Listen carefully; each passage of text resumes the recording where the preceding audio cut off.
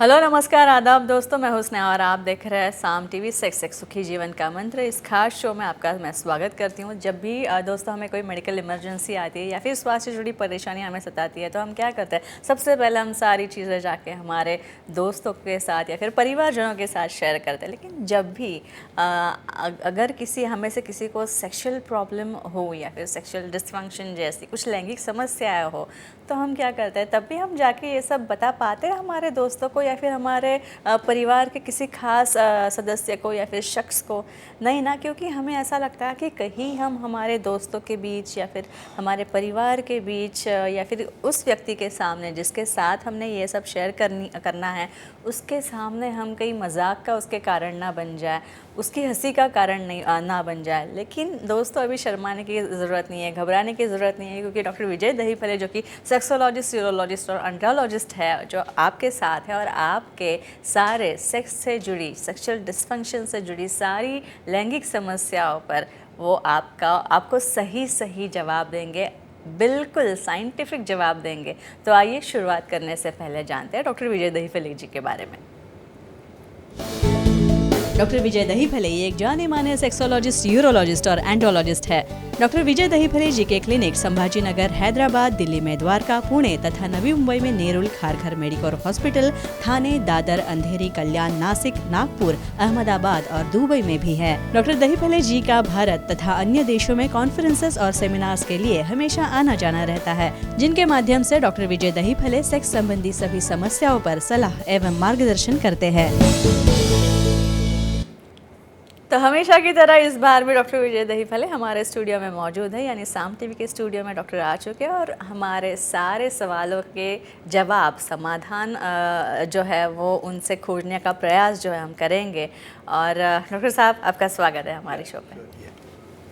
नमस्ते दोस्तों, इस भाग में हम जानने वाले हैं योनि के विभिन्न आकारों के बारे में, यानी वजाना के बारे में हम जानने वाले हैं। सबसे पहले हम जानने वाले हैं कि योनि का एक नॉर्मल सामान्य तौर पर एक योनि जो होती है, वजाना जो होता है, उसका रंग क्या होता है? डॉक्टर, योनि का कलर क्या होता है? स्नेहा जी, हमारे जो दर्शक है उन्होंने जो हमारी ये सीरीज चल रही है सेक्स एजुकेशन, अवेयरनेस और सेफ्टी, इसके लिए काफ़ी अच्छे कॉम्प्लीमेंट दिए और काफ़ी बेसिक टॉपिक आपने चयन किए, इसलिए भी उन्होंने आपका काफ़ी अभिनंदन किया है। तो कहते हैं आप यूनि के बारे में जो नॉर्मल चीज़ें क्या होती है, करेक्ट, यूनि का कलर क्या होता है।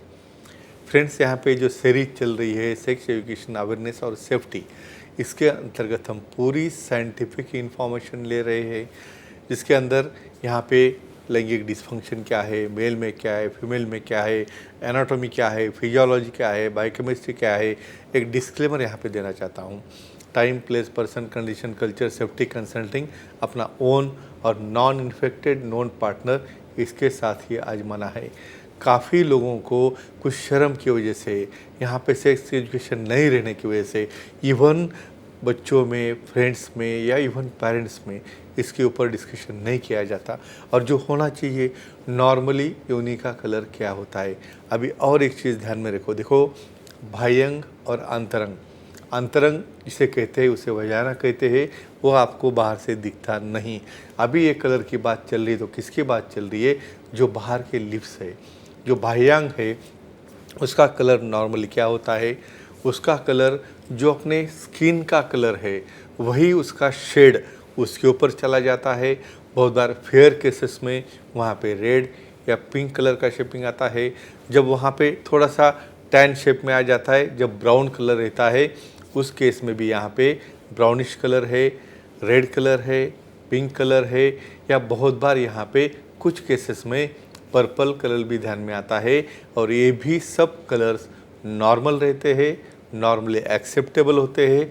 लेकिन उसमें कुछ चेंज हो तो क्या करना है, ये हम इस सीरीज़ में देखने वाले हैं। अच्छा डॉक्टर साहब, जैसे हमारे पूरे शरीर में हमारी स्किन का कलर जो है, त्वचा का रंग अलग अलग एज ग्रुप के दौरान अलग अलग हो सकता है, तो क्या वैसे एक नॉर्मल योनि में भी क्या योनि का कलर जो है वो बदल सकता है? चेंज होता है क्या? इसलिए तो हमें हार्मोन्स, एनाटॉमी और फिजियोलॉजी देखने कहेंगे हम। देखो, रूटीन तौर पे आप देखोगे तो फीमेल में प्यूबर्टी में आना, प्यूबर्टी में आने के बाद मेंसेस आना, उसके बाद में प्रेगनेंसी रहना, प्रेगनेंसी के बाद डिलीवरी होना और बाद में उन्हें जाना है मेनोपॉज में। इतने चेंजेस होते हैं तो इसमें हार्मोन चेंज हो करते हैं। नॉर्मली भी अपने बॉडी से वल्वा जो बाहर का बाह्य अंग है उसका कलर थोड़ा डार्क होता है, स्पेशली प्रेगनेंसी में ये डार्कनेस और बढ़ जाता है, उसके अंदर पिगमेंट जमा होता है। मेंस्ट्रुअल साइकिल के पीरियड में इसका फ्लो बढ़ जाता है, इसलिए वहाँ पे कलर डार्कर हो जाता है। इस तरह के वेरिएशन वो टेम्पररी, वो रीजन, वो ड्यूरेशन के लिए रहते हैं, बाद में वो कलर बैक आते हैं। लेकिन किस कारणवश वो कलर समझो बैक नहीं हुए, चेंज नहीं हुए, रिवर्स नहीं आए, तो सेक्सोलॉजिस्ट एंड्रोलॉजिस्ट को दिखा के उसका कारण क्या है आप ढूंढ सकते हो और उसे ट्रीट भी कर सकते हो। अच्छा, इसके बाद एक दर्शक जुड़ा है हमारे साथ, गुजरात से बात कर रहे हैं, वेद जी पूछिए। नमस्ते सर। जी नमस्ते जी। जी, बोलिए। मेल्स में प्यूबिक हेयर निकालने से इन्फेक्शन होता है क्या, जानकारी दीजिए। अभी जो फीमेल्स का चल रहा है तो मेल्स का भी बोलना पड़ेगा, करेक्ट। और दिस इज अ बेसिक, बहुत बेसिक क्वेश्चन है। जब प्यूबर्टी में बच्चे आते हैं तब क्या करना चाहिए, ना पेरेंट्स कहते हैं ना कोई फ्रेंड्स कहते हैं, कहेंगे हम। तो इनका ये डाउट है भाई साहब का कि समझो ये प्यूबिक हेयर, आपको और बताओ, प्यूबिक हेयर मतलब नॉर्मली अपने ऑर्गन के ऊपर या लिंग के ऊपर जो प्यूबिक सिम्पाइसिस रहता है वो एरिया में जो हेयर्स रहते हैं उसे प्यूबिक हेयर कहते हैं। एज के हिसाब से जैसे जैसे प्यूबर्टी बढ़ती है उसमें चेंजेस होते हैं, लेकिन कुछ बच्चों में वो हेयर्स कैसे निकालना चाहिए नहीं चाहिए पता नहीं रहता है। बहुत बार फिर वो क्या करते हैं, उसको शेविंग करते हैं रिवर्स डायरेक्शन में। तो फ्रेंड्स एक सिंपल चीज़ है, जो हेयर की दिशा है उसी दिशा में हमें हेयर्स एक तो रिमूव करना है या उसे ट्रिम करना है। किसी भी कारणवश उसको आपने रिवर्स डायरेक्शन में शेव किया तो उसके हेयर फॉलिकल इन्फेक्ट होते हैं, वहाँ पे पस फॉर्म होना, पुस्टुल फॉर्म होना, ईचिंग होना या रेडनेस होना ये हो सकता है। हो भी गया तो डरना नहीं है, विशेषज्ञ को दिखा के आप उसका डेफिनेटली नॉलेज ले सकते हो, या हमारे सुखी जीवन के मंत्र की बुक में इसकी विस्तृत जानकारी दी है। डॉक्टर साहब, कई महिलाओं में फंगल इन्फेक्शन होता है, Yeah, तो वो फंगल इन्फेक्शन होता क्या है? योनि वजाइनल पार्ट में जो होता है फंगल इन्फेक्शन, वो क्या होता है? अलग अलग डिस्चार्ज आना जो रहता है उसे फंगल कहते हैं, कहेंगे हम। बैक्टीरियल वजाइनासिस, बैक्टीरियल वजाइनोसिस, बहुत बार गनोरिया है, सिफिलिस है, इस तरह के तो इन्फेक्शन होते रहते हैं। तो अभी यहाँ पे फंगस के बारे में हम बात कर रहे हैं। तो होता क्या है, रूटीन कलर से योनि का जो थिकनेस है काफ़ी थिन और डेलिकेट रहता है, इवन बाह्यांग या लेबिया मेजोरा का। कुछ केसेस में वहाँ पे ईचिंग आना, वहाँ पे ईचिंग की वजह से पूरे स्क्रैचेस तैयार होना, स्क्रैच होने की वजह से थिकनिंग, यानी वहाँ पर पूरा रीजन ब्लैक और थिक हो जाता है। और ऐसे केसेस में ये फंगल इन्फेक्शन बाहर से अंदर भी स्प्रेड होना शुरू होता है। तो इसे प्रॉपर इनिशियल डायग्नोस करके, अपनी हाइजीन अच्छी रख के, हर वक्त जब यूरिनेशन के लिए या कॉन्टैक्ट के बाद में उसे क्लीन करके या उसे हमेशा ड्राई करके कॉटन लिंगरीज या कॉटन अंडरगारमेंट्स यूज़ करके आप इसे प्रिवेंट कर सकते हैं। अच्छा डॉक्टर साहब, ये जो वजाइनल हेयर होता है, क्या इससे कुछ फ़ायदे हो सकते हैं? क्या होते हैं इसके कुछ यानी फ़ायदे? उसका इंडिकेशन क्या होता है? ये देखो, नेचर ने कुछ चीज़ बनाई है, ऐसी तो नहीं बनाई ना, कुछ तो भी रीज़न होगा, कहेंगे हम। प्यूबर्टी यानी समझो जब आप 13, 14, 15 साल के होते हो, मेल हो फीमेल हो, स्पेशली फीमेल्स में प्यूबिक रीजन यानी वहाँ पे जो वल्वा रहती है उसके ऊपर वाले पार्ट में हेयर्स आना शुरू होते हैं। जब हेयर स्टार्टिंग में आते हैं तो काफ़ी डेलिकेट और स्पार्स रहते हैं। मतलब इसका कहना क्या है कि इमेच्योर हेयर्स है। जैसे जैसे और उम्र बढ़ती जाएगी तो उसका थिकनेस और उसकी इंटेंसिटी बढ़ना शुरू होती है। ये लक्षण होता है अपने बॉडी में ईस्ट्रोजन, प्रोजेस्टेरॉन और टेस्टोस्टेरोन बढ़ने के। दूसरा क्या फ़ायदा होता है, ये हेयर्स बहुत बार बैक्टीरियल इन्फेक्शन भी प्रिवेंट करते हैं और बहुत बार फिरोमोन्स यानी इससे कुछ स्मेल भी आता रहता है, जिसकी वजह से मेल पार्टनर को अट्रैक्ट करने के हार्मोन्स भी इसमें बनते हैं। तो इतने बड़े उसके फ़ायदे होते हैं। लेकिन जो भी हेयर से उसकी केयर लेना, उसकी क्लीनिंग रखना और जितना लेवल उसे चाहिए उसे ट्रिम करना, ये मेंटेन करने के बाद ही इसके ये फ़ायदे होते हैं। इसके बाद एक कॉलर हमारे साथ जुड़ी है, सभा जी। सभा जी पूछिए। Hello sir. जी। नमस्ते जी, बोलिए। सर फीमेल्स में यूडी के इनर लिप्स पर हेयर्स हो तो क्या ट्रीटमेंट होती है, इसके बारे में बताइए। It's a very common question और ये होता है, आप देखते होंगे कभी कभी फीमेल्स में इवन उनको चिन के ऊपर भी हेयर रहते हैं, इवन बहुत बार स्मॉल हेयर ग्रोथ होती है अपर लिप्स के ऊपर भी। तो ऐसे ही इनर लिप्स से होगा तो क्या करेंगे, जायज़ है उसका आंसर मिलना, कहेंगे हम। देखो, बॉडी में हेयर डिस्ट्रीब्यूशन अलग अलग पार्ट पे होता है। स्पेशली कुछ फीमेल जो हमारे कंसल्टेशन के लिए आती है, अपर लिप्स है, साइड लॉक्स है, इवन चिन के ऊपर भी हेयर ग्रोथ रहती है। कुछ केसेस में ब्रेस्ट के एरियोला और चेस्ट के ऊपर भी वहाँ पे हेयर रहते हैं। उसी तरह वहाँ पे जैसे आउटर लिप्स के ऊपर हेयर है, एक्सेप्टेबल है, वैसे इनर लिप्स के ऊपर हेयर होने की वजह से वहाँ पे कांटेक्ट करते वक्त इरिटेशन होना, उसका पुलिंग होना, उसकी वजह से इन्फेक्शन होना। बहुत बार ये पार्टनर इतना ट्रस्ट हो जाता है कि कुछ केसेस डाइवोर्स तक जा चुके हैं, तो ऐसा करने की ज़रूरत नहीं है। बहुत अच्छे क्वालिटी के लेज़र ट्रीटमेंट्स है, लेज़र थेरेपीज़ है, उससे हम परमानेंटली निकाल सकते हैं। और अधिक इन्फॉर्मेशन के लिए आप हमारा सुखी जीवन का मंत्र का बुक रेफ़र कर सकते हो।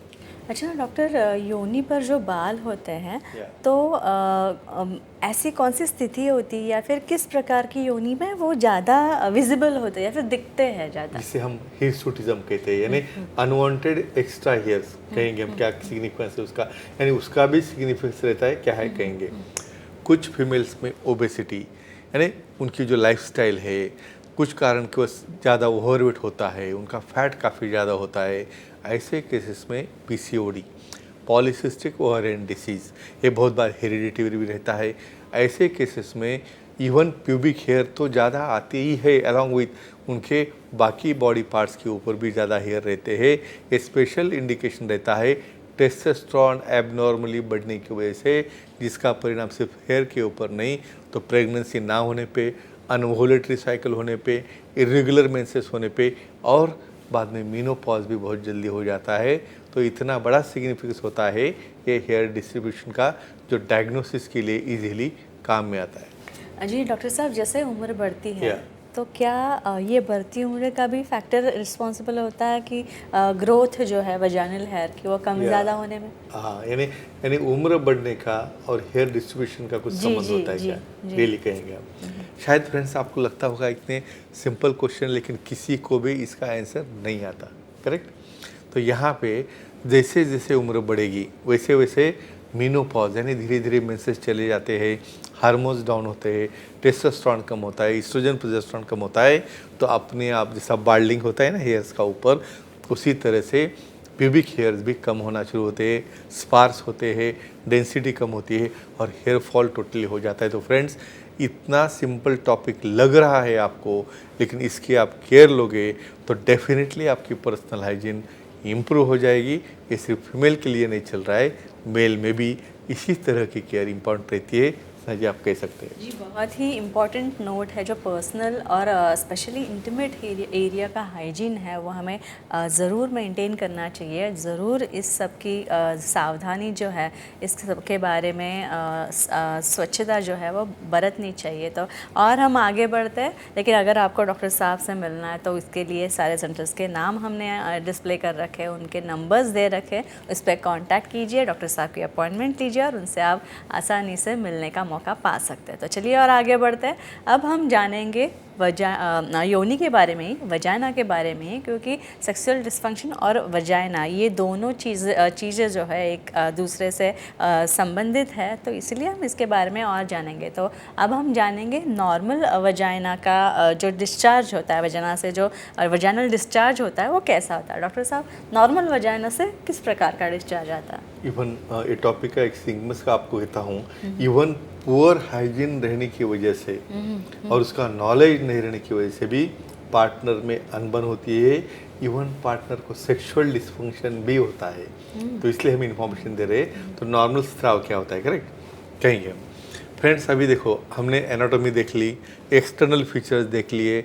जैसे भी आपकी प्यूबर्टी आती है, प्यूबर्टी आने के बाद क्या लक्षण रहता है वहाँ पे, जैसे आपका सलाइवेशन होता है, करेक्ट, उसी तरह से वहाँ पे एक्सटर्नल लिप और इंटरनल लिप दोनों के ऊपर ग्लैंड्स रहते हैं और वो ग्लैंड से क्लीन वाटरी सिक्रीशन, और ध्यान में रखिए क्लीन वाटर के जैसा जो सिक्रेशन रहता है वो नॉर्मली वहाँ पे फ्लो होता है और ये टोटली नॉर्मल रहता है। लेकिन कुछ केसेस में इसमें कुछ जो चेंजेस हो गए, क्या चेंजेस रहते हैं, वो नॉर्मल कैसा है, एबनॉर्मल कैसा है, और ये सीरीज़ में हम देखने वाले हैं। अच्छा, ये वजाइनल डिस्चार्ज का कुछ फ़ायदा होता है?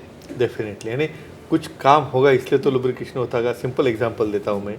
समझो आपके मुंह में सलाइवा ना आ जाए तो क्या होगा।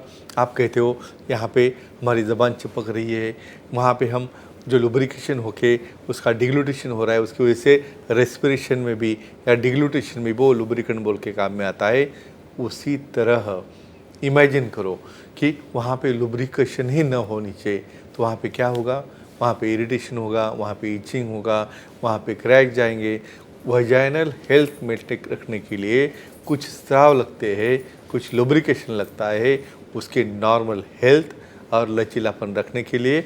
और जब आप सेक्सुअल एक्टिविटी जाते हो बाद में, उस वक्त भी वहाँ पे जब तक लुब्रिकेशन ना हो आप एक्ट करोगे तो सामने वाला पार्टनर ना ऑर्गेज़म में जाएगा, उसे पेन होगा, पेन होकर इरिटेशन होगा और बाद में उसको इन्फेक्शन भी हो सकता है। तो ये सबसे बड़ा फ़ायदा होता है नॉर्मल लुब्रिकेशन का। और ये कब कब अफेक्ट होता है ये हम देखने वाले हैं। अच्छा, इसके बाद विजय जी हैं, अंधेरी से उनका कॉल लेते हैं। पूछिए, आपका सवाल पूछिए। Hello sir. जी नमस्ते जी, बोलिए। फीमेल्स में मेंसेस के दरमियान संबंध रख सकते हैं क्या, बताए?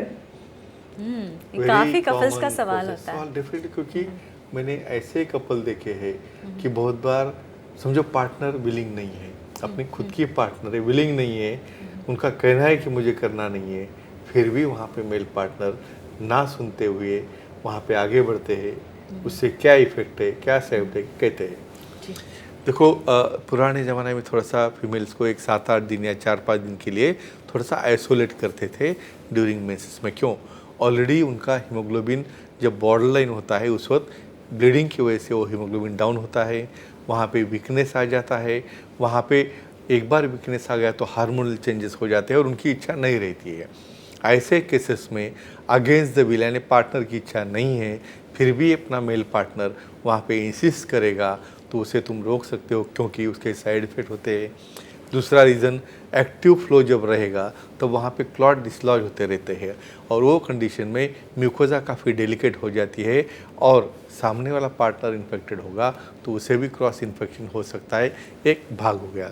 दूसरा, बहुत बार हेल्दी फीमेल है, बहुत स्कैंटी डिस्चार्ज है, 3rd या 4th डे है, उसे भी इच्छा है करने की और मेल पार्टनर भी रेडी है, एक दूसरे की कंसेंट होगी, तो ऐसे केसेस में एक्ट करने की वजह से, ऑर्गेज़म होने की वजह से ब्लड साइनसेस से क्लोज हो जाते हैं, ब्लीडिंग का फ्लो कम होता है और जो ड्यूरेशन है मेंसेस का वो भी रिड्यूस होता है। लेकिन टोटली ये डिपेंड करता है अपने पार्टनर के परमिशन के ऊपर। अच्छा, फर्टिलिटी का और वजाइनल डिस्चार्ज का कुछ कनेक्शन है क्या? इतना इम्पोर्टेंट क्वेश्चन है। जो लोग IVF करते हैं ना, तो ऐसे लोगों में ये इंस्ट्रक्शन बहुत इम्पोर्टेंट है, कहेंगे हम। देखो, अपने पार्टनर में, यानी मेल को फीमेल पार्टनर में क्या चेंजेस हो रहे हैं, उसकी क्या इच्छा है, उसके कैसे हार्मोन चेंज हो रहे हैं, इतना तो नॉलेज होना चाहिए।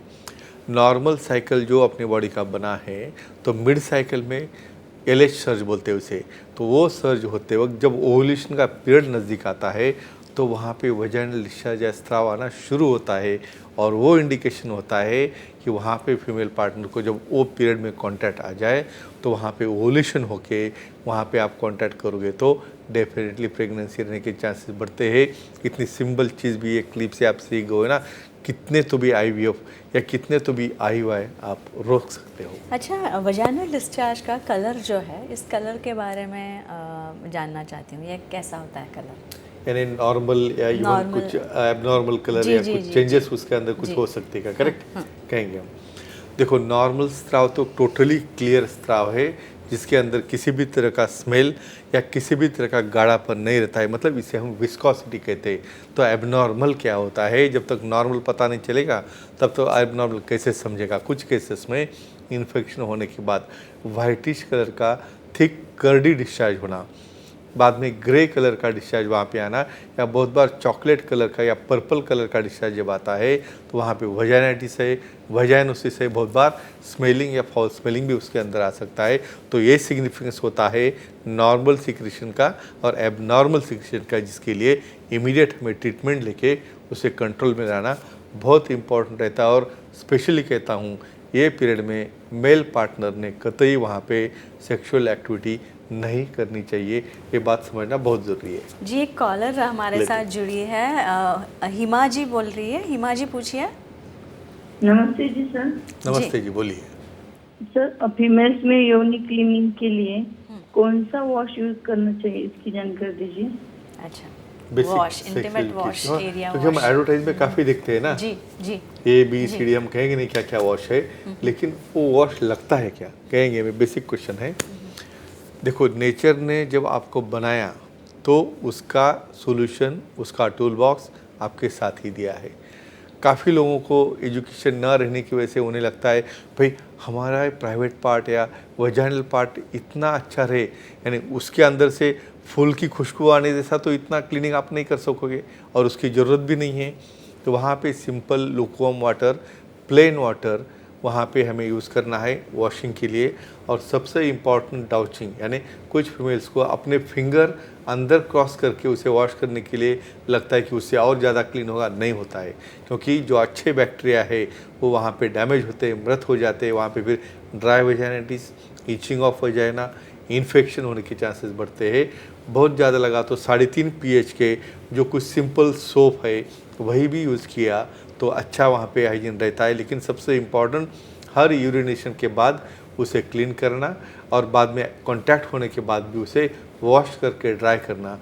ये करोगे तो ही आपका पर्सनल हाइजीन हमेशा के लिए मेंटेन रहेगा। अच्छा, नॉर्मल वजाइना के अभी आपने Correct. गंध का Sure, प्रयोग sure. किया, तो ये नॉर्मल वजाइना का गंध होता है, कैसे होता है? देखो, यानी इतना बेसिक क्वेश्चन है, ऐसा होता है क्या? क्योंकि और आपको कहता हूँ कि मेरे पार्टनर का स्मेल आता है, इसलिए दोनों पार्टनर के अंदर अनबन होके केसेस डाइवोर्स तक जाते हैं। तो इसलिए मुझे इन्फॉर्मेशन देना बहुत ज़रूरी है, क्योंकि यहाँ पे किसी से कोई बात नहीं करता और जब समझो पास आ जाओगे तो आप डिस्ट्रैक्ट हो जाते हो, कहेंगे। मैं अभी और रिपीट करता हूँ। देखो, अपने बॉडी के लिए भी अपने जो स्वेटिंग है उसका भी एक स्मेल होता है। उसी तरह नॉर्मल स्मेल क्या होता है योनि का, वजाइना का, तो स्वीटी या बहुत बार मेटालिक जैसा बहुत बार कॉपरी स्मेल होता है, जो टोटली एक्सेप्टेबल और नॉर्मल है। किसी भी तरह से कोई स्मेलिंग वाला स्प्रे मार के या किसी भी तरह से कोई ऐसे पाउडर एलिमेंट वहाँ पे कतई क्यों नहीं यूज़ करना है, क्योंकि पाउडर यूज़ करने से वहाँ पे इन्फेक्शन पार्टिकल्स बन के क्रिस्टल तैयार होके और इन्फेक्शन के चांसेस बढ़ते हैं। मुझे लगता है ये जानकारी बहुत इंपॉर्टेंट है जी। और क्या वजाइना का गंध, अगर जैसे बॉडी में Correct. कुछ हार्मोनल चेंज Yeah, हो, correct, हाँ. तो क्या वजाइनल डिस्चार्ज का या फिर वजाइना का गंध भी चेंज हो चेंज सकता होता है है? क्या, और उसका क्या साइंटिफिक सिग्निफिकेंस क्या है, करेक्ट कहेंगे हम। देखो, जैसे आपको नॉर्मल बताने की ज़रूरत इसलिए है कि आप लोग एबनॉर्मल क्या है पता नहीं चलता। इवन बहुत बार आप अपने खुद के पार्ट्स के तरफ भी देखते नहीं हो। यानी बहुत बार मैं काफ़ी लोगों को कहता हूँ कि एटलीस्ट कम से कम जब आप अपने ओन पर्सनल टाइम में या बाथरूम में खुद को देखो, पहले हम खुद कैसे दिखते हैं या हम खुद को पसंद है क्या, उसके बाद में औरों की पसंद आगे आ जाएगी। वहाँ पे बहुत बार इन्फेक्शन होने के बाद ग्रीन कलर का थिक डिस्चार्ज, पस फॉर्म जैसा येलो कलर का डिस्चार्ज और बहुत बार थिक चॉकलेटी कलर का डिस्चार्ज, ये सब सिफिलिस, गनोरिया, वजाइनाइटिस, वजाइनोसिस इस तरह के इन्फेक्शन का इंडिकेटर होता है। और ये पीरियड में कतई आपको एक्टिविटी नहीं करनी है। फ्रेंड्स, मुझे लगता है इन्फॉर्मेशन खुद तो देखना ही है। देखो, मेरी खुद की हाइजीन अच्छे रख के फ़ायदा नहीं है, सामने वाले की अच्छी नहीं होगी तो मेरी हाइजीन का मुझे कुछ भी वैल्यूएशन नहीं है। जी, मुझे लगता सही है आप कुछ बात है। ऐड कर सकते हो इसके जी, अंदर। इसीलिए सेक्सुअल हाइजीन जो है वो बहुत मायने रखता है, बहुत इम्पॉर्टेंट होता है। आपका पर्सनल हाइजीन, आप खुद को कैसे रखते हैं, वो भी बहुत इस चीज़ पे भी काफ़ी सारी बातें और काफ़ी सारी एटीट्यूड जो है आपके पार्टनर की, वो भी निर्भर होती है। इसीलिए खुद को साफ़ सुथरा, हाइजीनिक रखें। तो चलिए और आगे बढ़ते हैं, लेकिन उससे पहले मैं फिर एक बार याद दिला दूं, अगर आपको डॉक्टर साहब से मिलना है तो सारे सेंटर्स के नाम, उनके और नंबर्स, कॉन्टैक्ट डिटेल्स हमने स्क्रीन पे दे रखी है, आप ज़रूर इसे नोट डाउन कर लीजिए। तो और आगे बढ़ेंगे, अब हम जानेंगे सेक्सुअल डिस्फंक्शन और ऑर्गेज़म के बारे में, क्योंकि ऑर्गेज़म या फिर चरम सुख जो है ये बहुत ही महत्वपूर्ण संकल्पना है, जो अब तक किसी लोगों का, काफ़ी सारे लोग जो है उनको ये समझ में नहीं आया कि ऑर्गेज़म है क्या बाबा। तो सबसे पहले हम जानेंगे कि ऑर्गेज़म कहते किसे है। डॉक्टर साहब, ये जो कॉन्सेप्ट है ऑर्गेज़म का, ये थोड़ा एक्सप्लेन कीजिए। या ऑर्गेज़म या तृप्ति नियर अबाउट अपने मेल के ऊपर जो टॉप नंबर पे जो लिस्ट रहती है टॉपिक की, उसमें ऑर्गेज़म है। जी जी। और स्पेशली मैं कहता हूँ 40% फीमेल्स को ऑर्गेज़म क्या होता है ये पता नहीं है, लेकिन जब से हमारा शो शुरू हुआ है काफ़ी बड़ा अवेयरनेस आ चुका है। कहेंगे ऑर्गेज़म तृप्ति, यानी हम क्या कहते हैं, कुछ भी काम करना है, मुझे फ़ायदा क्या हो रहा है, यानी मुझे उससे मिलेगा क्या। यानी आप एक्टिविटी करते हो जो नेचर ने दी है आपको, क्या क्या मिलेगा आपको, बस आपको तो इतना ही पता है भाई प्रेगनेंसी होने के लिए सेक्स करना है, एक बार ये हो गई कि उसके काम ख़त्म हो गया, बाद में बच्चे बड़े हो गए, अपना अपना खाना पीना चालू रखो और सो जाओ। ऐसा नहीं रहता है। ऑर्गेज़म यानी मेल में या फीमेल में एक अति उच्च पॉइंट ऐसा आ जाता है जहाँ पे हार्मोन चेंज होने के बाद में फीमेल्स में एक पेल्विक फ्लोर कॉन्ट्रैक्ट और रिलैक्स होके वहाँ पे हार्मोनल रिलीज होता है, और मेल में भी वहाँ पे इजैकुलेशन होता है, जिससे वहाँ पे एक सटाइटी और सेटिस्फैक्शन मिलता है, उसे कहते हैं ऑर्गेज़म। और इसका पूरा डिटेल ब्यौरा एक क्लिप में हम देखने वाले हैं।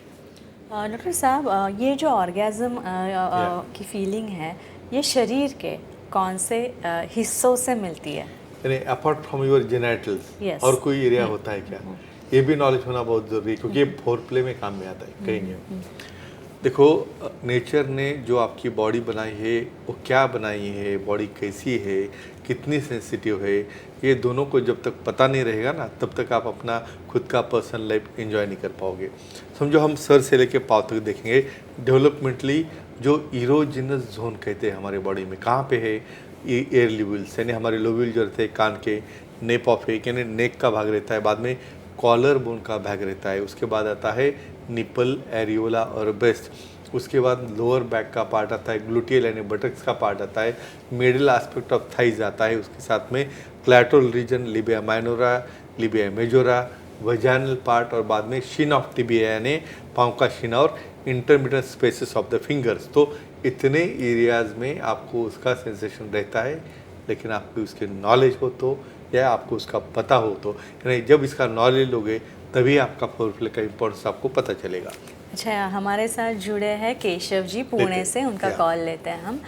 केशव जी पूछिए। नमस्ते जी सर। नमस्ते जी, बोलिए। ऑर्गेजम के लिए कोई वाइब्रेटर होता है क्या, इसके मालूमात दीजिए। अच्छा, कितना इम्पोर्टेंट टॉपिक है, ऐसा होता है क्या, लीगली अलाउड है क्या, ये सब चीज़ें का काफ़ी बड़ा क्वेश्चन मार्क रहता है। कहेंगे हम यहाँ पे वाइब्रेटर क्या होता है, सबसे इम्पोर्टेंट। अभी देखो, मेल और फीमेल दोनों के लिए मैं थोड़ा सा इन शॉर्ट में बोलता हूँ। कुछ मेल्स में इजैकुलेशन होता ही नहीं है, तो ऐसे केसेस में जो सेक्सोलॉजी, यूरोलॉजी, एंड्रोलॉजी क्या करते हैं, यहाँ पे एक पुरुषों में भी पी पॉइंट होता है, करेक्ट, जैसे फीमेल में जी पॉइंट है, उसके ऊपर मैं आने वाला हूँ बहुत ही शॉर्टली। तो कुछ जगह में प्रोस्टैटिक मसाज करके उसका इजैकुलेशन या सिक्रेशन निकाला जाता है। तो वो मसाज के लिए जो साइड वाइब्रेटर्स रहते हैं वो कहते हैं इजैकुलेशन या सेटिस्फैक्शन के लिए। उसी तरह फीमेल्स में भी क्लैटरल सक्शन, क्लैटरल स्टिमुलेशन, क्योंकि सिर्फ पिनो वजाइनल सेक्स करने से ऑर्गेज़म फीमेल्स को नहीं होता है, कंबाइन यानी ब्लेंड यानी वजाइनल प्लस क्लैटोरल, ये दोनों कॉम्बिनेशन की वजह से ही वहाँ पे ऑर्गेज़म होता है। लेकिन सेक्सोलॉजी, यूरोलॉजी, एंड्रोलॉजी जो एडवाइस करेंगे, जो क्वालिटी है और जो साइंटिफिक है, उससे हमें यूज़ करना है अपने लीगल दायरे में रहते हुए। अच्छा डॉक्टर साहब, ऑर्गेज़म में ये सेक्सुअल रिस्पॉन्स साइकिल एक कॉन्सेप्ट है, ये क्या है? ये तो इन्हें आपकी इतनी स्टडी हो चुकी है कि आधा साइंस तो आपको ही जी, पता है। जी। ये तो बेसिक्स है, कहेंगे हम। सेक्सुअल रिस्पॉन्स साइकिल यानी हमें तो बस पार्टनर आ गया, एक्ट हो गया, निकल पड़े, ऐसा नहीं रहता है। ये बहुत कॉम्प्लेक्स और बहुत अट्रैक्टिव फिनोमेना ये नेचर ने बनाई है, जिसमें दो पार्टनर साथ आके अपनी एक दूसरे की एनर्जी ट्रांसमिट करके वहाँ पे एक आनंद, परमानंद या नया जीव तैयार होता है, लेकिन आपका एंगल काफ़ी बदल चुके हैं, इसलिए इसका जो ब्यूटी है आपको ध्यान में नहीं आती। कैसे स्टार्ट होती है भाई? पहले तो आपको जो अपने पंच ज्ञानेंद्रिय से कहते हैं विजन से चालू होता है।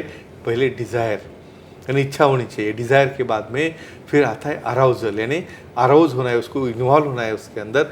अराउज होने के बाद में आपको जाना है प्लेटो, यानी एक पीक ऑफ एक्टिविटी में जाते हो, वहाँ पे आता है ऑर्गेज्म, यानी वहाँ पे आपका कॉन्ट्रैक्शन रिलैक्शन मेल फीमेल में होके वहाँ पे वीर्यस्खलन होता है, और बाद में जाता है रिजोल्यूशन, यानी आप धीरे धीरे धीरे काम डाउन होते हो। ये रहता है सेक्सुअल रिस्पॉन्स साइकिल।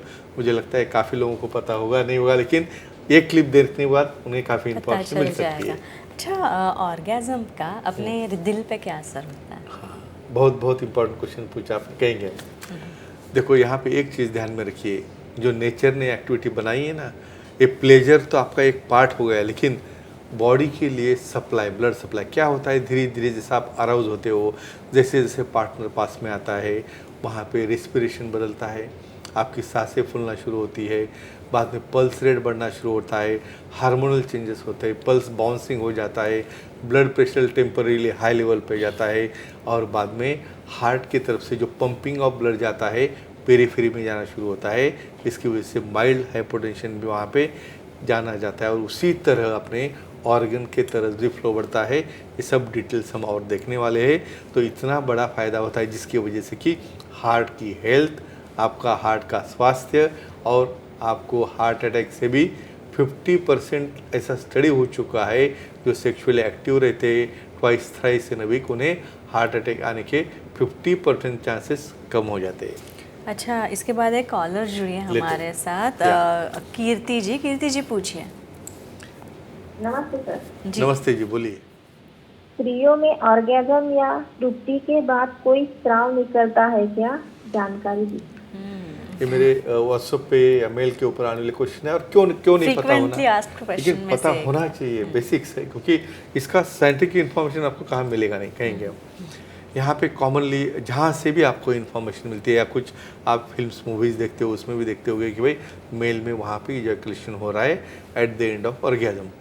अभी फीमेल का बेसिक पता चले, बहुत बार पार्टनर इतना तो अलर्ट होना चाहिए, मैं अलर्टनेस की बात कर रहा हूँ कि अपने पार्टनर में क्या चेंजेस हो रहे हैं। यहाँ पे ऑर्गेज्म मतलब वहाँ पे डोपामिन है, ऑक्सीटोसिन है, ऐसे हार्मोन्स चेंज होने की वजह से पेल्विक फ्लोर कॉन्टैक्ट और रिलैक्स होके वजाइनल एंट्री वॉल से जो सिक्रेशन आते हैं, ये यूरेथ्रा से बाहर निकलते हैं।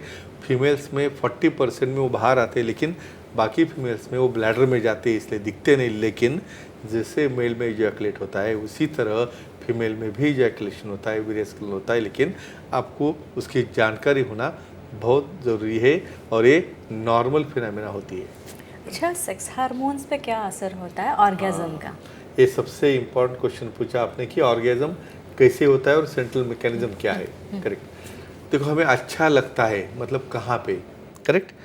देखो यहाँ पे अपने जेनिटल ऑर्गन्स ये सिर्फ कंडक्टर है, करेक्ट, और वो कंडक्शन करके वहाँ से सेंसेशन जाते हैं हमारे ब्रेन में, और ब्रेन में स्पेशली जाते हैं प्री फ्रंटल कॉर्टेक्स, जहाँ पे कि वो सटाइटी सेंटर यानी सेटिस्फैक्शन सेंटर होते हैं, और वहाँ से और उसकी कमांड जाती है अपने ऑर्गन की तरफ, तो ये साइकिल कंप्लीट हो जाता है, और उसे कहते हैं हम ये ऑर्गेज्म हो गया। फिर ये कंडक्ट कौन करता है? Neurotransmitters, phenylephrine, epinephrine, norepinephrine, dopamine, oxytocin, ऐसे हार्मोन क्या करते हैं? कॉर्टिसोल की मात्रा कम करते हैं, स्ट्रेस कम करते हैं, और डेफिनेटली वहाँ पे बहुत बड़ा प्लेजर, एन्जॉयमेंट और रिलैक्सेशन अपने बॉडी को मिलता है। तो ये सबसे बड़ा हार्मोनल चेंज होता है ये ऑर्गेज्म होने के बाद। अच्छा, अपने जेनिटल एरियाज पे, जेनिटल ऑर्गन्स पे क्या असर Correct, करता है ऑर्गेज्म? Very nice. यानी इतने बेसिक क्वेश्चंस है जहाँ पे कोई इमेजिन भी नहीं करता और डिस्कस भी नहीं करते, कहेंगे हम। यहाँ पे मैं कभी भी डिस्कशन करता हूँ ना, सिर्फ ऐसा मेल के लिए नहीं रहता है। कभी काफ़ी लोगों को लगता है ये विषय सिर्फ मेल से निगड़ित है, ऐसा नहीं होता है। तो फीमेल और मेल पार्टनर में आपने अभी देखा है, हमने हार्मोनल चेंजेस देखे, स्टिमुलेशन होने के बाद में, डिज़ायर होने के बाद जब हार्ट रेट बढ़ना शुरू होता है, तो उस वक्त 10 गुना ज़्यादा ब्लड फ्लो हमारे ऑर्गन के तरफ जाता है। मेल ऑर्गन में वहाँ पे धीरे धीरे कठोरता आना शुरू होती है, वहाँ पे फ्लशिंग। उसी तरह फीमेल में भी जो क्लाइटोरिस रहता है उसमें इरेक्शन होता है, उनकी जो वल्वा है वल्वा में फुलनेस आता है, वजाइनल रीजा में भी वहाँ पे पर्पल डिस्कलरेशन होना शुरू होता है और वहाँ पे एक प्रकार के हार्मोन्स बढ़ के इरेक्ट होके एक्साइटेशन होके जब क्रिया कंप्लीट होती है तब वहाँ पे अपने आप रिजोल्यूशन यानी धीरे धीरे वो चेंजेस जो हो रिवर्स आते हैं, जैसे मेल्स में होते हैं वैसे फीमेल्स में भी होते। तो फ्रेंड्स, ये क्लिप बनाने का एक मेन पर्पज़ है आपको नॉर्मल एनाटॉमी, फिजियोलॉजी और हाइजीन कैसे मेंटेन रखना है। आप खुद भी देखिए, अपने फ्रेंड्स को भी शेयर कीजिए। स्नेहा जी, आप कुछ कह सकते हैं? जी, और ये इस प्रकार की जानकारी जो है आपको गूगल पे भी ढूंढने से नहीं मिलेगी, और मिल भी जाए तो उनमें से वो जो साइंटिफिक कॉन्सेप्ट्स होती है उसमें वो जब तक आपके समझ में नहीं आती और इजी वे में आपके समझ में नहीं आती तब तक आपको वो आपके पल्ले नहीं पड़ने वाली। लेकिन डॉक्टर साहब जो है काफ़ी अच्छी तरीके से, काफ़ी आसान तरीके से ये साइंटिफिक लैंग्वेजेस और टर्म्स कॉन्सेप्ट्स जो है वो बहुत ही अच्छी तरीके से आपको हमेशा बहुत ही आसान और सरल तरीके से आपको हमेशा बताते हैं। तो दोस्तों, ये थे हमारे खास मेहमान डॉक्टर विजय दहीफले, जिन्होंने सेक्स समस्या और उसके सारे उपायों पर बहुत ही अच्छी जानकारी दी। लेकिन अगर आपको भी डॉक्टर साहब से मिलना है तो ज़रूर उनसे मिल सकते हैं, और इसीलिए स्क्रीन पे जो सेंटर्स और उनके नाम दिए वो नंबर नोट कर लीजिए, तथा उनकी वेबसाइट है। उनके सेंटर्स में आपको बता दूं, अंधेरी, दादर, नवी मुंबई में नेरुल, थाने, खारघर, कल्याण, पुणे, नासिक, संभाजी नगर, हैदराबाद, नागपुर, दुबई में भी डॉक्टर साहब के सेंटर्स हैं। यहाँ पे आप जा सकते हैं, सर के अपॉइंटमेंट ले सकते हैं सर के, और उसके लिए जो फ़ोन नंबर्स है वापस एक बार बता दूं, नोट डाउन कर लीजिए। और उनकी वेबसाइट है सेक्सोलॉजिस्ट डॉक्टर विजय दहीफले.in। इस पे आप जाएंगे तो अपॉइंटमेंट का बटन दिखेगा, क्लिक कीजिए और आसानी से आप डॉक्टर साहब की अपॉइंटमेंट पा सकते हैं, और आपके सेक्स से जुड़ी सारी समस्याओं से आप छुटकारा जो है ज़रूर आप पा सकते हैं। तो डॉक्टर साहब, आप यहाँ पे आए इसलिए शुक्रिया। अब वक्त हो चला है दर्शकों को भी विदा करने का, लेकिन अगले शुक्रवार हम ज़रूर मिलेंगे अलग अलग विषयों के साथ। तब तक नमस्ते। नमस्ते।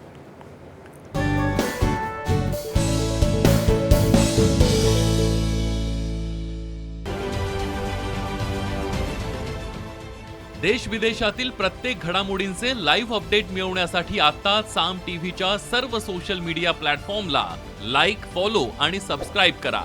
तसंच सर्व नोटिफिकेशनसाठी बेल आयकॉन प्रेस करायला विसरू नका।